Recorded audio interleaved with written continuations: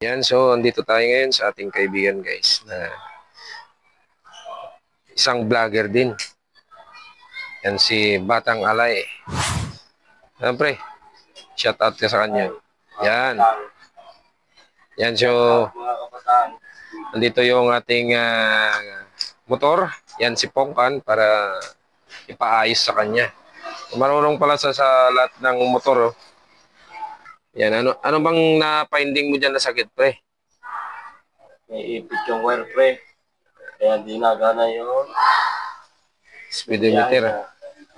Yun pala. So, meron siyang may ipit ng air cleaner.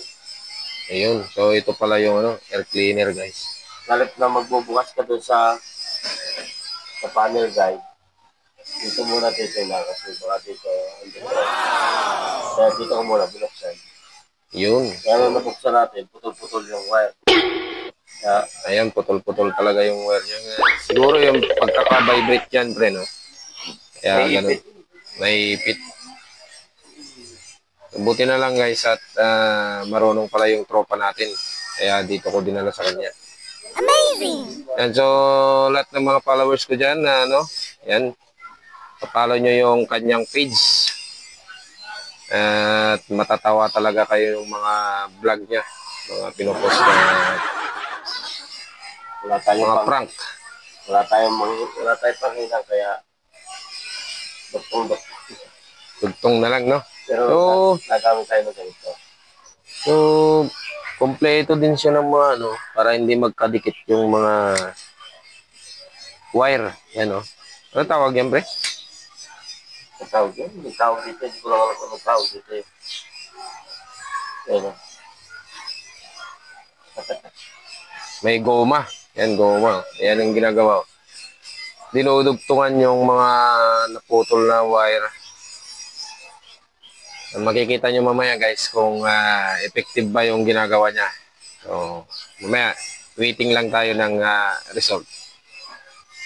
Ayan na nga, guys, patapos na yung dinudugtong ni tropa natin. Ayan siya. Ano, pre? Okay na ba yan, pre? Sure ball to pre, 100%. 100%? 101% pala. Mas maganda yung gawang sa sarili kaysa sa mga shop. Marami kasing shop na kuha na. Nagmamadali sa paggawa kasi may dadating na ibang customer. Ayun. Masasalis yan. Kalit na nakapokus ka lang sa isang ginagawa mo. Nilipat ka sa iba. Oh, tama naman yan. Kaya mas maganda talaga, guys, yung kung may alam kayo na may marunong naman na tropa, doon na lang kayo magpaayos. Natutuwa at ako nito pare. Two-stroke. Sa two-stroke na motor. Sa mga two-stroke. Yung two-stroke na susunod ko. Yung mga kabatang bago natin i-fix to. Diba ito na yan? Ay, pakito. Ayan. Ito na yung last nating idodoktong. Bago natin ito i-fix.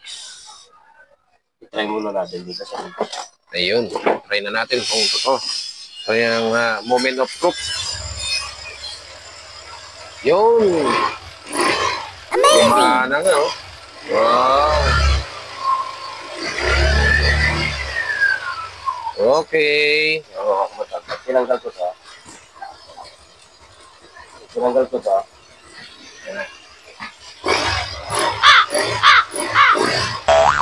Ayun. Wala nga. So, success. Success, guys. Yung nakita niya na na sakit. Hindi nga lang mga kabatang, wala tayong panghilang. Kaya, duktong lang. Pero kung may panghilang tayo, mas maganda. Mas matibay. So, yan. Gumana na, guys, yung ating speedometer. Papainumin ko lang to. Walang bayad yan. Wala, pre. Yan yung mas maganda talaga. Doon kayo sa mga kakilala nyong mekaniko. Kung may mga kakilala kayong mekaniko, huwag na kayong pupunta sa mga shop. Magbabayad pa kayo. Eh dito, pag mga tropa, tamang kwentuhan lang. Saka may nakatayong dyan, okay na. Hindi na kaya matatanggal yan, pre. Ayan, oh. Tapos lalagyan lang namin ng ano. Babalutin yan, pre, no? Electrical tip. Ayan. So, yun pala yung motor din yung tropa natin, si Batang. Kulay red, oh. Ganda ng click niya. Ayan. Siya lang din yung, ano, ikaw lang din nagme-maintenance yan, pre, di ba? Oo, yung kapag-maintenance sa iba. Oh, yeah. Pag-maintenance sa iba, palpak. Siya lang din yung nagme-maintenance sa kanyang ano, motor. Yan. Yan. So, babalutin na lang ni para yung ano. Para tapos na. Okay na siya. May mga diskarte ba?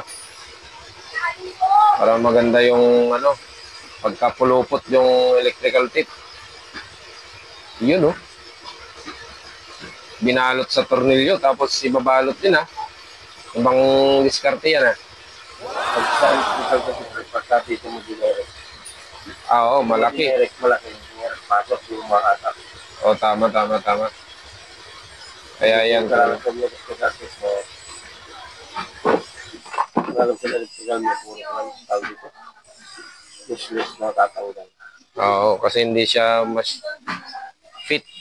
Hindi siya makaka, ano. Ayan, oh. Parang, Ito na iipit na yun. dyan naipit. Iipit ito. Kailangan. Oo, tama. Yun sa may, ano, air cleaner. Kaya nagbabibrate, no? Doon na iipit yung, ano, mga wire. Pre, matagal na rin tong motor na to. Ayan. Ayan, okay na. Gumagana na yung speedometer niya. Kaya pala, minsan, kahit hindi tumatakbo ng may bilis, grabe yung bilis yung, ano niya, yung milyahe niya. Nag-background po siya. Nag-ground na daw. Kaya pala. Pag ganito kasi naman, hindi naman ito natititest. Basta dun sa ECU. Tama. Ayan, pinipit na. Nalagay, no? Ayan siya. Ayan. Yan yung wire na nanaipit.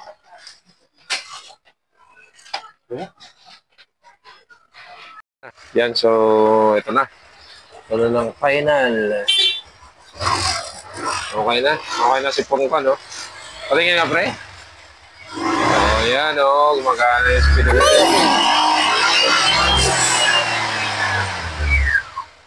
Take yan. Hey! Tapos na. Salamat sa ating malupit na tropa. Si Batang Alay.